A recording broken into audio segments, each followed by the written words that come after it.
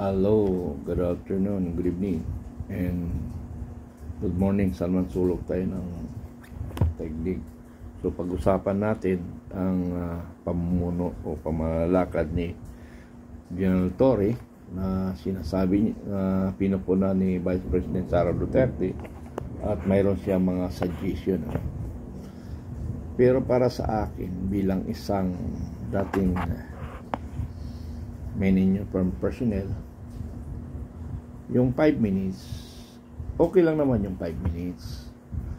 Kaya lang, doon sa 5 minutes na ang distance lang is 1 kilometer ang layo doon sa pupuntahan niya. Pag lumampas doon, ito yung 1 kilometer kasama ng traffic doon, kasama ng traffic sa 5 minutes, na kayang mag-response kung talagang naka-alert ang mga kapulisan. Paano kung natutulog, nagpapahinga o ano paman? Yung paghahanda lang nila is kulang-kulang 2 minutes. Mabilis ang action na yun. So may remaining 3 minutes. So talaga mga 500 meters kaya. Pero okay lang yun na 5 minutes para sa akin. Basta ang importante may output sa lahat na nangyari. Kaya nga binibigyan ko ng 3 buwan kung ano ang magiging feedback doon sa 5 minutes niya. Ano ba ang ibig sabihin ng 5 minutes? Napag-aralan niya ba? O mayroong something wrong? Kasi hindi kayang i-perform yan. So ibig sabihin, hinahanda ni General Torre ang mga istasyon, especially Metro Manila, na lahat yung ilalagay niya ay mga tao niya. So siyempre normal, pag tao niya madali niyang mapasunod. Paano kung politika na naman by 2028? Yun ang hindi nabasa natin. So yun ang delikado. So lahat ng kanya mga tauhan, yun ang ipupwisto. So kaya pala PNPA ay nilagay kasi nga ang 1992 mga premier, yung iba retired na yung iba retired.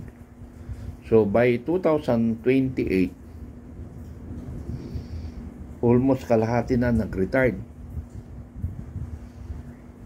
So ibig sabihin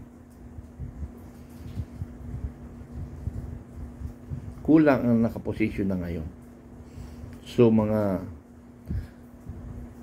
by 2028 ang nakahawak na year is maaring 93. So wala na nga. Tama yung programming ni Pangulong Marcos. So yun ang hindi natin nakikita. Pero bago ako magbigay ng opinion, pakinggan natin ang mensahe o suggestion ng ating Vice President.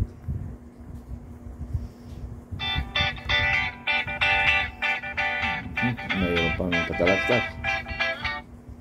Sabi ni General Torre na dapat daw lumabas daw yung mga polis sa kalsada dito sa mga police stations. I know you have feelings about General Torre, pero do you feel po ba yung ano yung feelings ko? I know you have feelings. Definitely not love. Si General Torre, pero sabi niyo po ba yung paglabas ng mga police natin sa mga istasyon would help resolve criminality sa bansa natin? Oo. Kasi ganito yan. Diba? Meron kang police to population ratio at meron kang gustong gawin na police visibility. Kahit anong gawin mo, hindi dadami ang police, dodoble ang police overnight para umabot yung police to population ratio mo at magkaroon ka ng police sa kada kanto na ang buong teritoryo ng Pilipinas. Dapat ang ginagawa ng Pilipino, I'm trying not to utter the word BOBO ang ginagawa ng Pilipino, nag-iisip siya. Ang daming teknolohiya na available na ngayon sa market. Paano ko ba gagawin at gagamitin ang modern technology para sa trabaho naming mga pulis? May drone, may robot, may CCTV, napakaluma na yan ng CCTV, at napakarami pang iba na pwede mong gamitin, pwede mong i-harness from the universe para gumaling, gumanda, at umayos ang trabaho ng pulis. Bakit nandoon ka pa rin sa ilalagay ko ang pulis sa kanto? Na with a drone, with a robot, kasi robot ang pagkakaalam ko sa pangalan nila, na pwede mong ano tawag niyan? Hindi, ikalat. Hindi. Anong tawag nung pag ang pulis? Nagro-ronda? Patrol. Yes, sorry. Pwede mong ipapatrol, hindi na papagod ang drone. So magpatrolya yung drone 24 hours. Yung CCTV, hindi na papagod yan. So yung CCTV mo 24 hours, bakit nandoon ka pa rin sa ilalagay ko ang pulis na hindi mo nga talaga mahabol yan lahat with your human workforce. So dapat ang iniisip mo how to modernize and leverage the available technology out there to improve the Philippine National Police. Andun pa rin tayo sa 1980s, 1970s na magpatrolya ang mga pulis sa daan. Di ba nga, pwede mo nang hulihin ang tao or pwede mo nang i-charge ang tao or i-fine ang tao based on CCTV footage? Pwede na, di ba? Kasi meron ng contactless apprehension sa traffic na supposedly dapat ginagamit na rin natin. So, hindi ko alam.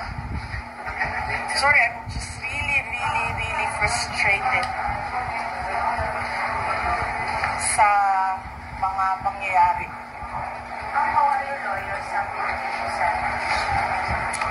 Sabi niya, ni Attorney Michael Powa, he is the spokesperson for the defense team. So, any questions about the impeachment, you can direct it to him and then he will give you an interview. Di? Kasi sinabi niyo sa story, Oh, that's an idea, no? Ikaw nagbigay ng idea na yan. Okay. So, sa totoo lang, tama yung sinasabi rin ni Vice President Sara Duterte. Hindi na papagod, may drone, may high technology tayo ngayon. So, gamitin. Tama rin yun. Tama. Gamitin natin yung technology. So,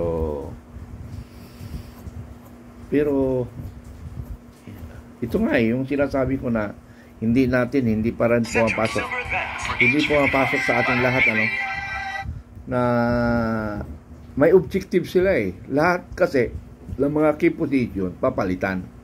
Para lahat, pagdating ng 2028, ay mga bata niya ang nakaupo. Now, kailan ba mag-retire si General Torres? Sabihin natin mag-retire siya before 2028. So normally, ang recommended niya dyan, yung bata niya.